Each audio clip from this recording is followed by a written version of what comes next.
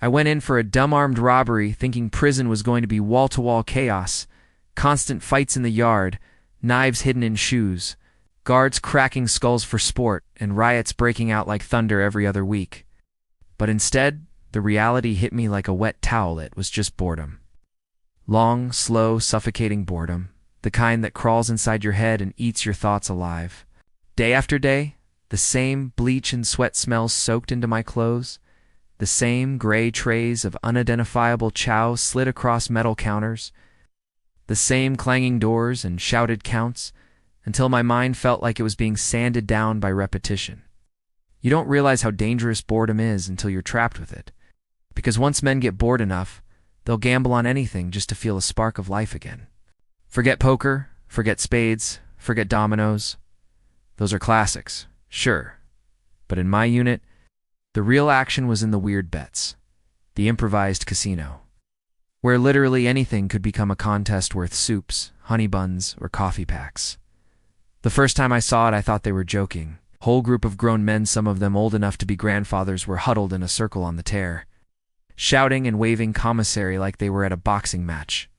When I got closer, I realized they were screaming at two cockroaches crawling across the floor, one skinny and fast, the other fat and clumsy, like they'd found gladiators under the bunk.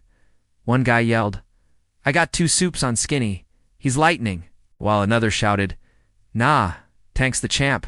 5 stamps right here." Everyone was leaning in, eyes glued to the bugs like it was the Super Bowl. When the skinny roach darted left and disappeared under the radiator, chaos broke out, guys screaming DNF, guys demanding refunds, others insisting Tank should be declared the winner. They argued like lawyers in court until they came to a ruling. If a roach disappears, the match is void and all bets roll over. I stood there stunned, half disgusted, half entertained, realizing that in this place, even pests had a career path, if they were fast enough. At first I told myself I'd never sink that low, never bet on something so ridiculous. I bet boredom has a way of wearing you down, and once you watch grown men roar with laughter over roaches, you start craving that same distraction. Within a week, I was tossing soups into the pot like everyone else, hooked on the dumbest casino in the world. After roach racing, the next big event was the cough championship. In a dorm full of smokers, asthmatics, and guys with 50 different lung problems, coughing contests were serious business. Bets went down on who could cough the loudest, longest, or most times without stopping, and people took it dead serious. A wiry little guy bragged, "Been smoking since I was 12, lungs are built for this," and everyone threw their honey buns on him. But then, old man Harris, who wheezed like a busted accordion, stepped up and coughed like his soul was leaving his body for a solid 2 minutes. The room exploded, commissary changed hands, and Harris walked away, clutching his winnings like a heavyweight champ. The prize was just a couple packs of cookies, but the bragging rights lasted weeks. Then came Guess the Fan, a crowd favorite. The ceiling fan in our tier was ancient, clicking and rattling every night like it was about to die. Guys would bet on how many clicks it made before it jammed or squealed, writing predictions down like Vegas odds, I heard one guy mutter. 37 tonight, I can feel it, like he was a damn meteorologist. When the fan gave a huge clunk, froze, the winners jumped up hollering, waving their soups like championship belts. It was the stupidest thing I'd ever seen, but I couldn't stop laughing. That's how prison breaks you, not with violence, but with how easy it is to care about nonsense. My first bet was on who'd get called to medical. The PA system crackled like a dying radio, and when the CO read the name I'd guessed, I won a ramen. The rush of winning over something so pointless felt insane, like I'd hit a jackpot in the saddest casino on earth. After that, I was all in. Every little thing became a possible line to gamble on, and I started paying attention to details I'd never cared about before. One of the most regular bets was who's getting yelled at first. The COs loved barking at random people, so predicting who caught the first round of verbal abuse was like betting on horses. There was one dude who constantly paced in front of the bubble. Easy favorite, but sometimes the quiet guy would catch heat and cause a big upset. Old heads would sit back analyzing like sports commentators. See that look he gave Rodriguez? That's a lock, 90% chance. And when they were right, they'd flex like ESPN just validated their predictions. I should have thought it was pathetic, but instead I found myself glued to the action, shaking my head but still sliding soups across the table. Then came first sandal victim. In prison, shower slides are everything, but they're cheap, they break, and sometimes they get borrowed. We'd bet on who would lose their sandals first that day. One guy hid his inside his pillowcase, swore they were safe, and still they went missing. The guy who'd called it was grinning ear to ear, collecting his honey bun like a bookie on payday. I laughed until my stomach hurt, even though I lost 2 soups. That's when I realized the point wasn't when it was the comedy. The dumbest moments gave us the loudest laughs, and laughter was worth more than ramen. Roach races grew so popular they turned into seasons. Guys named their racers Lucky Scarface, Tank-Hand, argued over which had the better record.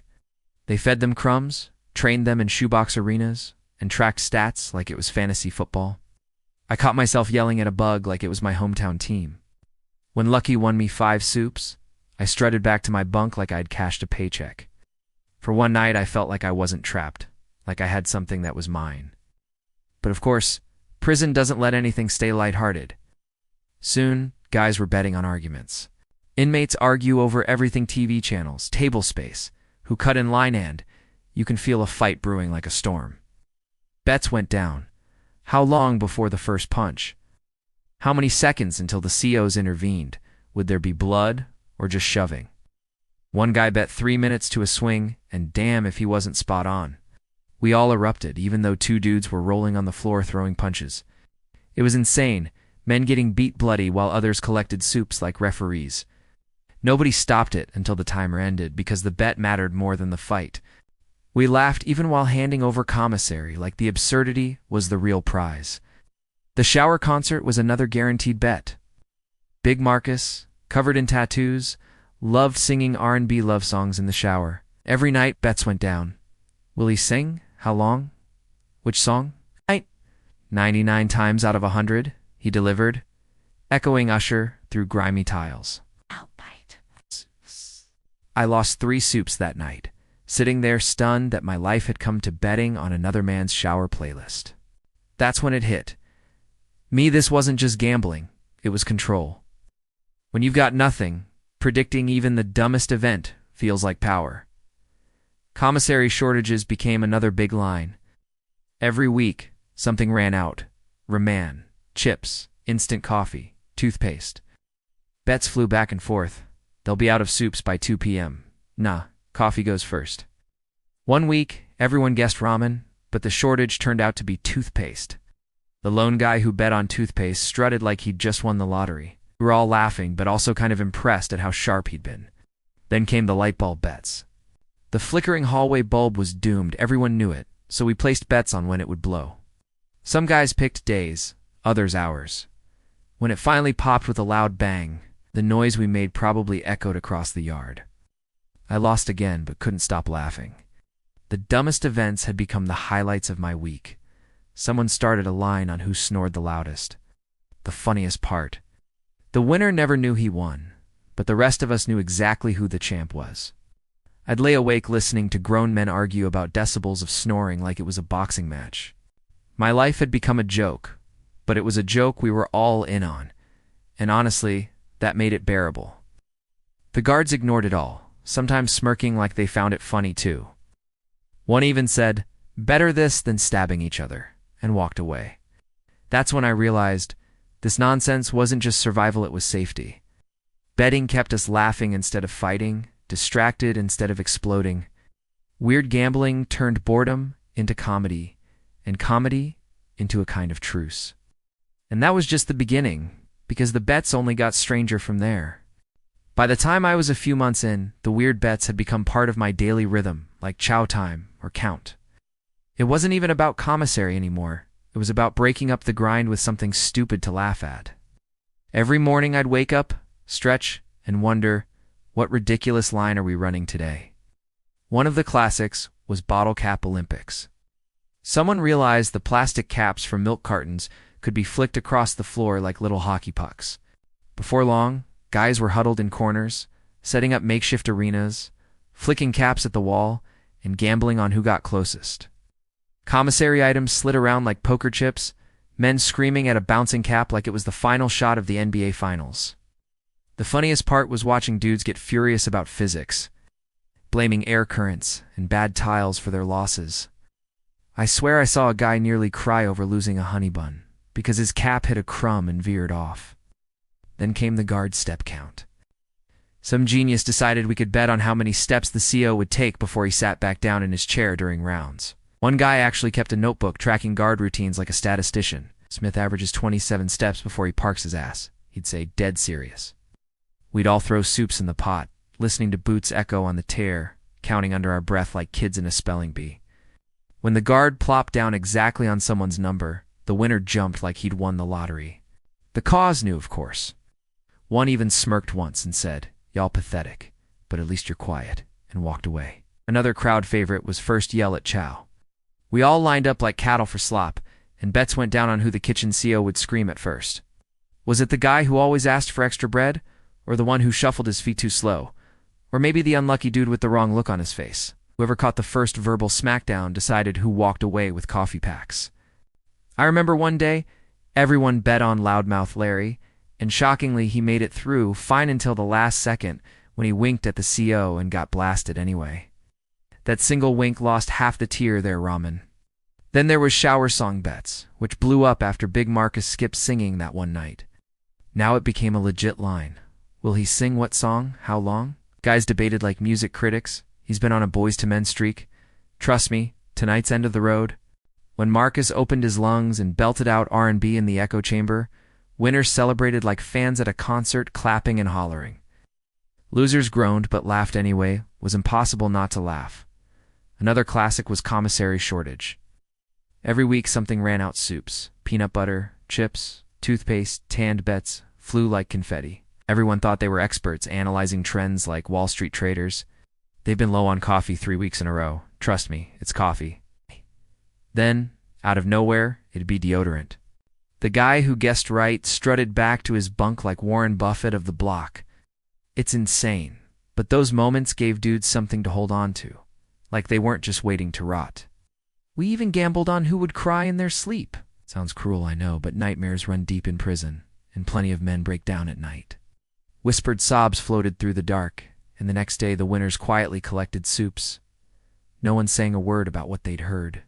It was twisted, but in a way it made the crying less humiliating.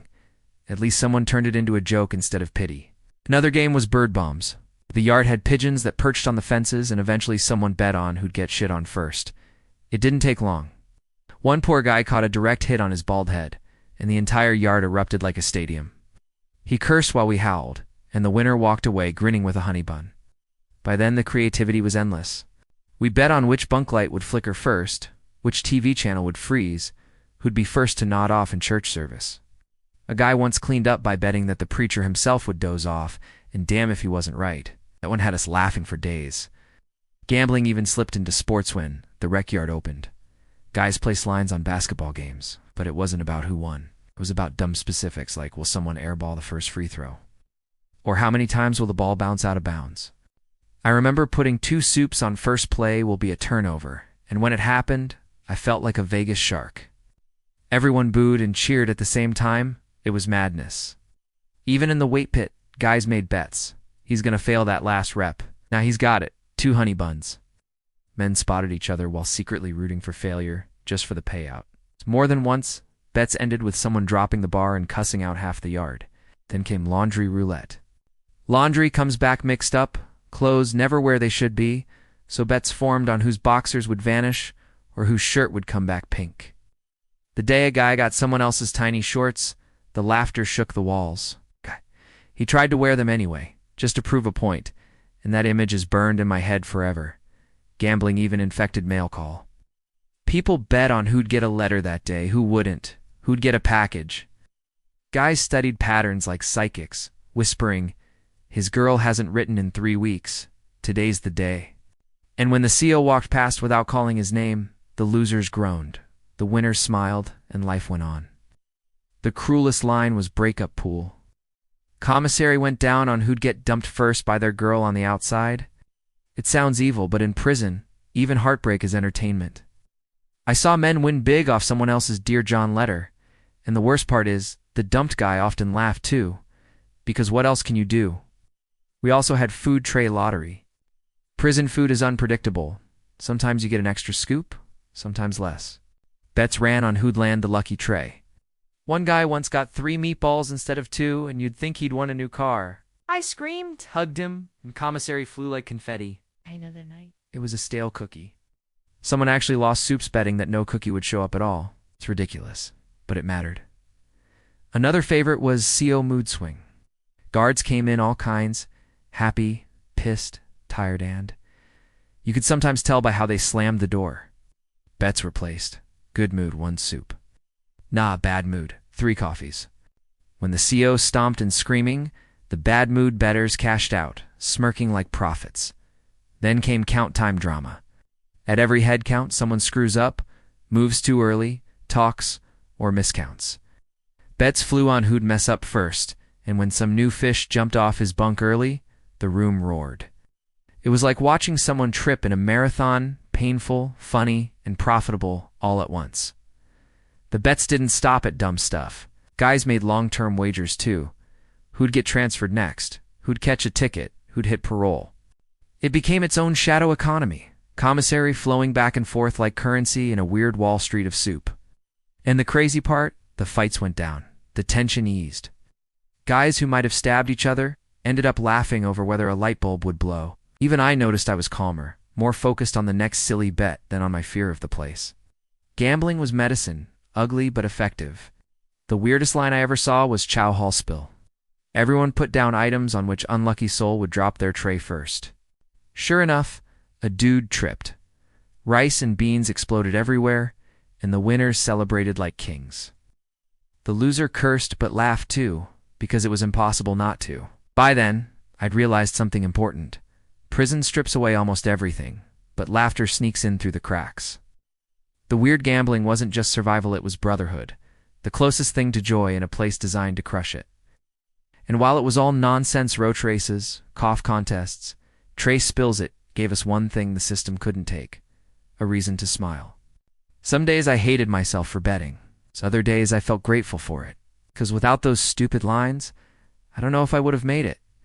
And little did I know, the strangest and funniest bets were still waiting for me in the months ahead.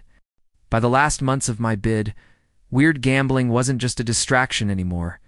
It was part of our routine, stitched into the fabric of prison life.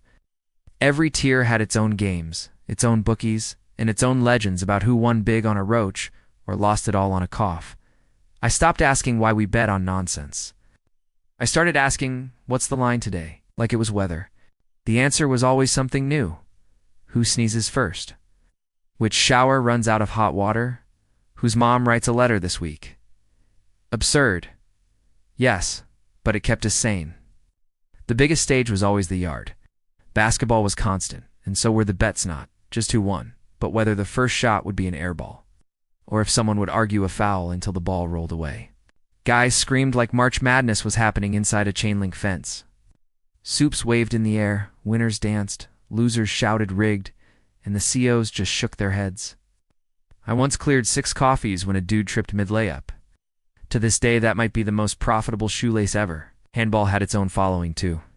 The bet was always how many volleys before somebody missed or who would curse first. I had no interest in handball before, but with ramen at stake, I studied every player like a coach. He's good for 10 hits max, I'd mutter, and when I was right, it felt like hitting a jackpot. Dumb, sure, but it made the yard electric. Holidays turned everything into high stakes. Thanksgiving chow was like the Super Bowl of prison gambling. Bets flew over which tray had the biggest turkey slice, or who would spill their gravy first. Whole parlays were built around pumpkin pie portions, men sweating like gamblers in Vegas. The day one guy scored double stuffing, the roar in the chow hall rattled the trays. Christmas was no different. The hotline was who cries on the phone first. Everyone knew the holidays cut deep, and tears were as sure as commissary debt. When a man broke down talking to his kids, winners collected quietly, but then we all patted his back, slid him snacks, told him it was all right. It wasn't cruel. It was how we softened the blow. That's when I understood the truth. The gambling wasn't just comedy. It was alchemy. turning misery into something we could carry, reshaping pain into laughter. Without it, a lot of guys would have broken.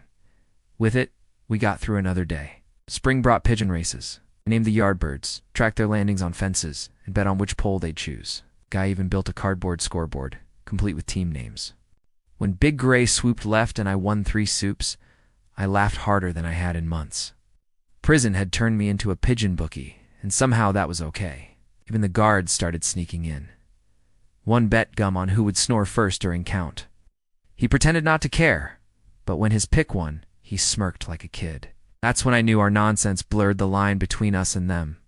For a moment, everybody was just human, stuck in the same building. The biggest pool of all was release dates. Commissary piled up on whether someone's parole stuck or whether paperwork delayed them. Tuna packs, honey buns, coffee, everything went into the pot. And when a man walked free on schedule, the block erupted like a parade. Even losers cheered. Then came my turn. He's up Friday. Sorry gets held. Guys were shouting over soups, debating my fate like I wasn't even there. I laughed nervously, but deep down I worried too, because nothing runs smooth inside. But Friday came, and my name was called. I walked back into the dorm one last time, eyes on me, soups in hands. He's going, pay up. Someone shouted, and commissary swapped like stocks. Half the room booed, half cheered, and I stood there realizing my freedom had just settled a bet. It was insane, perfect, and hilarious all at once. My last act inside was being the subject of odds. Packing up my small pile of stuff, I couldn't stop laughing. Not bitter laughter, not broken laughter real, grateful laughter. Because in the ugliest place I'd ever lived, the dumbest games had kept me alive. Roaches, coughs, pigeons, sneakers, tears, ridiculous things that somehow mattered enough to carry me. They'd given me sanity when nothing else would. On the walkout, I heard shouts behind me. Double or nothing, he comes back next week. The block roared. Commissary changed hands, and I shook my head smiling. That laughter followed me to the gate. I stepped into sunlight carrying it like treasure. Outside felt alien. Clothes didn't fit, air was too fresh, sun too bright. But in my head I still heard men yelling odds and soups hitting tables. It didn't haunt me, it warmed me. Because those echoes weren't pain, they were survival. People ask me about prison expecting horror stories. And sure, there were dark days, fights, fear. But the memory that sticks isn't knives, it's roach derbies and fan clicks. It's the sound of 50 grown men cheering over a spilled tray. That's the story I tell. Sometimes now on the street I see a pigeon land on a light pole and think, 2 soups as he flies off in 10 seconds. Or I hear someone cough too long and almost mutter 3 stamps on him. People look at me weird, but they don't. No, that's survival humor carved into my bones. It doesn't hurt me. It makes me smile. It reminds me I made it out. One of the first things I bought free was a coffee. Sitting there with real sugar, real creamer, no trade, no soup. Bettai laughed so hard strangers stared. To them it was just coffee. To me it was proof I'd won the biggest gamble of all. I'd survived. No commissary prize could top that. At night sometimes I still hear the echoes. Not in nightmares, but like old songs. Men shouting odds, laughing so hard the walls shook. Those sounds don't weigh me down, they lift me up. They remind me that even in hell, we found joy. Life outside is messy bills, work, stress, but I carry that lesson with me. If we could laugh in there, I can laugh out here. If we could turn misery into games, I can turn struggle into strength. The weird gambling was never about soups, it was about hope. And if you ask me today what prison gave me, I'll grin and tell you this. It taught me to bet on laughter. And that's one wager I'll never lose.